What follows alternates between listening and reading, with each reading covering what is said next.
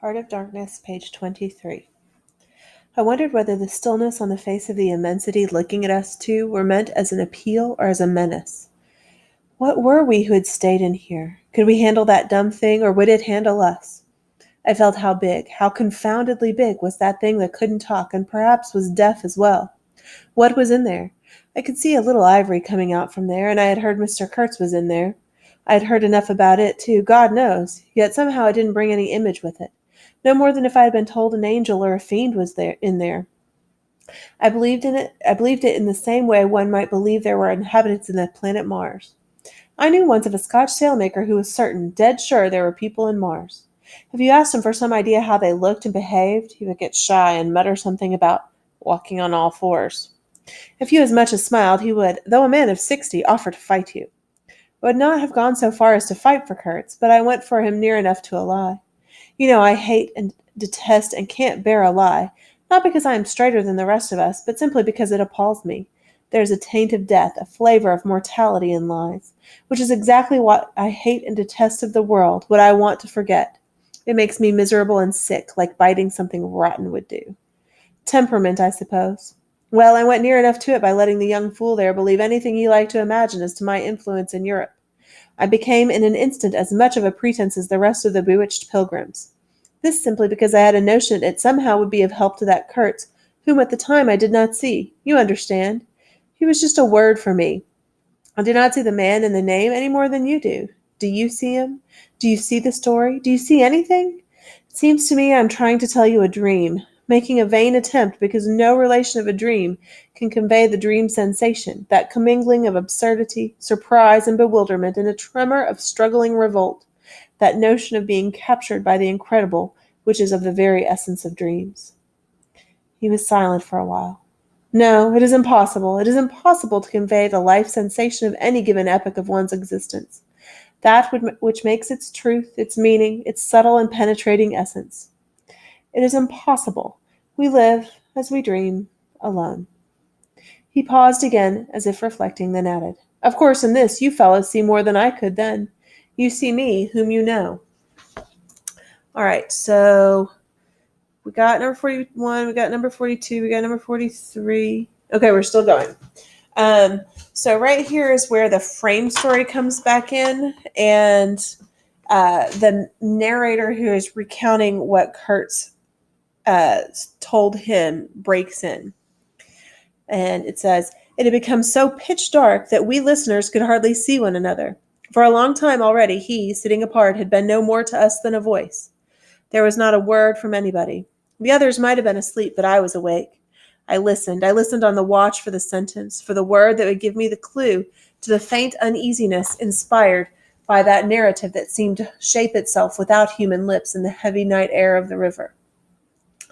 Yes, I let him run on, Marlowe began again, and think what he pleased about the powers that behind me. I did, and there was nothing behind me. There was nothing but that wretched old mangled steamboat I was leaning against while he talked fluently about the necessity for every man to get on. And when one comes out here, you conceive, it is not to gaze at the moon. Mr. Kurtz was a universal genius, but even a genius would find it easier to work with adequate tools, intelligent men. He did not make bricks. Why, there was a physical impossibility in the way, as I was well aware. And if he did secretarial work for the manager, it was because no sensible man rejects wantonly the confidence of his superiors. Did I see it? I saw it. What more did I want?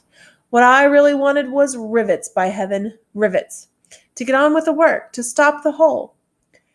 Rivets I wanted. There were cases of them down on the coast. Cases, piled up, burst, split. You kicked a loose rivet at every second step in that station yard on the hillside. Rivets had rolled into the grove of death. You could fill your pockets with rivets for the trouble of stooping down, and there wasn't one rivet to be found where it was wanted. We had plates that would do, but nothing to fasten them with.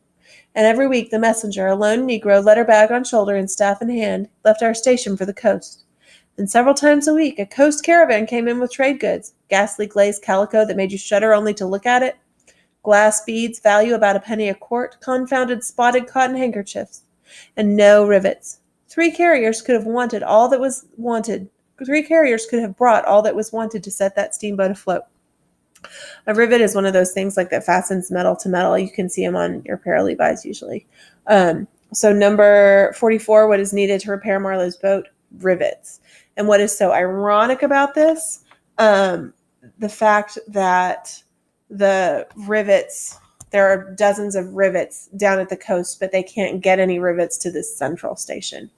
That would be a good example for your symbol. The rivets are a symbol of the futility, or the bucket with the hole that they use to put out the fire. That's another good symbol for the futility of the Europeans. I think that gets you all of your... Oh, did you get some imagery, the description of the African coast? Hopefully. Okay. A little bit more. He was becoming confidential now, but I fancy my unresponsive attitude must have exasperated him at last, for he judged it necessary to inform me he feared neither God nor devil, let alone any mere man. I said I could see that very well, but what I wanted was a certain quantity of rivets. And rivets were really Mr. Kurtz wanted, if only he had known it. Now, letters went to the coast every week. My dear sir, he cried, I write from dictation. I demanded rivets. I lost my place. There was a way for an intelligent man. He changed his manner, became very cold, and suddenly began to talk about a hippopotamus. Wondered whether sleeping on board the steamer. I stuck to my salvage day and night. I wasn't disturbed. There was an old hippo that had the bad habit of getting out on the bank and roaming at night over the station grounds. The pilgrims used to turn out in a body and empty every rifle they could, lay hands on it at him. Some had even set up a nights for him. All this energy was wasted, though. That animal has a charmed life, he said. But you can say this only of brutes in this country. No man, you apprehend me? No man here bears a charmed life. He stood there for a moment in the moonlight with his delicate hooked nose set a little askew and his mica eyes glittering without a wink, and then with a curt good night he strode off. I could see he was disturbed and considerably puzzled, which made me feel more hopeful than I had been for days. It was a great comfort to turn from that chap to my influential friend, the battered, twisted, ruined tin pot steamboat. I climbed on board. She rang under my feet like an empty Huntley and Palmer biscuit tin kicked along a gutter. She was nothing so solid in make and rather less pretty in shape, but I had expended enough hard work on her to make me love her. No influential friend would have served me better. She had given me a chance to come out a bit, to find what I could do. No, I don't like work. I'd rather laze about and think of all the fine things that can be done. I don't like work, no man does, but I like what is in the work. The chance to find yourself, your own reality, for yourself, not for others, what no man can ever really know. They can only see the mere show and never tell what it really means. I was not surprised to see somebody sitting aft on the deck with his legs dangling over the mud. You see, I rather chummed with a few mechanics there were at that station, whom the other pilgrims naturally despised, on account of their imperfect manners, I suppose. Okay, this is the best description of a character I've ever heard in my life. It's my favorite. You can just picture it. Okay, this was the foreman, a boilermaker by trade, and a good worker. He was a lank, bony, yellow-faced man with big, intense eyes. His aspect was worried, and his head was as bald as the palm of my hand, but his hair, in falling, seemed to have stuck to his chin and prospered in the new locality, for his beard hung down to his waist. He was a widower with 6 young children. He had left them in charge of a sister of his to come out there, and the passion of his life was pigeon flying. He was an enthusiast and a connoisseur. He would rave about pigeons. After work hours, he used sometimes to come over from his hut for a talk about his children and his pigeons. At work, when he had to crawl in the mud under the bottom of the steamboat, he would tie up that beard of his in a kind of white serviette he had brought for the purpose, like a napkin or like one of those beard guards that you see Mr. Ray wear in the cafeteria. It had loops to go over his ears. In the evening, he could be seen squatted on the bank, rinsing that wrapper in the creek with great care, then spreading it solemnly on a bush to dry. So number 45, who is helping to repair the boat? Boilermaker or foreman, either way you could say it. I slapped him on the back and shouted, "We shall have rivets!" He scrambled to his feet, exclaiming, "No, rivets?" as though he couldn't believe his ears. Then in a low voice, "You, eh?" I don't know why we behaved like lunatics. I put my fingers to the side of my nose and nodded mysteriously. "Good for you," he cried, snapped his fingers above his head, lifting one foot. I tried a jig. We capered on the iron deck. A frightful clatter came out of that hulk, and the virgin forest on the other bank of the creek set it back in a thundering roll upon the sleeping station. It must have made some of the pilgrims sit up in their hovels. A dark figure obscured the lighted doorway of the manager's hut, vanished, then a second or so after, the doorway itself vanished too. We stopped, and the silence, driven away by the stamping of our feet, flowed back again from the recesses of the land. The great wall of vegetation, an exuberant and entangled mass of trunks, branches, leaves, boughs, festoons, motionless in the moonlight, was like a rioting invasion of soundless life, a rolling wave of plants piled up, crusted, ready to topple over the creek, to sweep every little man of us out of his little existence. And it moved not. A deadened burst of might. Oh, this is the best line in the book. A deadened burst of mighty splashes and snorts reached us from afar, as though an ichthyosaurus had been taking a bath of glitter in the great river. It's the hippo, but an ichthyosaurus taking a bath in glitter? Come on, that's the best. Okay, after all, said the Boilermaker in a reasonable tone, why shouldn't we get the rivets? Why not, indeed? I did not know of any reason why we shouldn't. They'll come in 3 weeks, I said confidently. But they didn't. Instead of rivets, there came an invasion, an infliction, a visitation. It came in sections during the next 3 weeks, each section headed by a donkey carrying a white man in new clothes and tan shoes, bowing from that elevation right and left to the impressed pilgrims. A quarrelsome band of footsore sulky carriers trod on the heels of the donkey. A lot of tents, camp stools, tin boxes, white cases, brown bales would be shot in the middle of the courtyard, and the air of mystery would deepen a little over the metal of the station. 5 such installments came with their absurd air of disorderly flight, with the loot of innumerable outfit shops and provision stores, that one would think they were lugging after a raid into the wilderness for equitable division.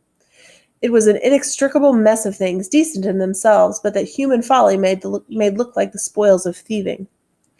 This devoted band called itself the Eldorado Exploring Expedition, and I believe they were sworn to secrecy. Their talk, however, was the talk of sordid buccaneers. It was reckless without hardihood, greed without audacity, cruel without courage. There was not an atom of foresight or of serious intention in the whole batch of them, and they did not seem aware of these things, that these things are wanted for the work of the world. To tear treasure out of the bowels of the land was their desire, with no more moral purpose at the back of it than there is in burglars breaking into a safe. Who paid the expenses of the noble enterprise, I don't know, but the uncle of our manager was the leader of that lot. In exterior, he resembled a butcher in a poor neighborhood, and his eyes had the look of a sleepy cunning. He carried his fat paunch with ostentation on his short legs, and during the time his gang infested the station, spoke to no one but his nephew. You could see these two roaming about all day long with their heads close together in an everlasting confab. I've given up worrying myself about the rivets. One's capacity for that kind of folly is more limited than what you would suppose. I said hang and let things slide. I would give some thought to Kurtz. I wasn't very interested in him. No, still I was curious to see whether this man, who had come out equipped with moral ideas of some sort, would climb to the top after all, and how he would set about his work when there. So, number 46, what is the Eldorado Exploring Expedition? You could call them kind of pirates or a competing company, but they're there to get treasure, and they are related to is it the managers? The uncle of the manager was the leader of the lot. So they're related to the manager. You can tell he's kind of two-faced because of that. All right, so that gets you through chapter 1, and your next class you'll have a quiz. How exciting.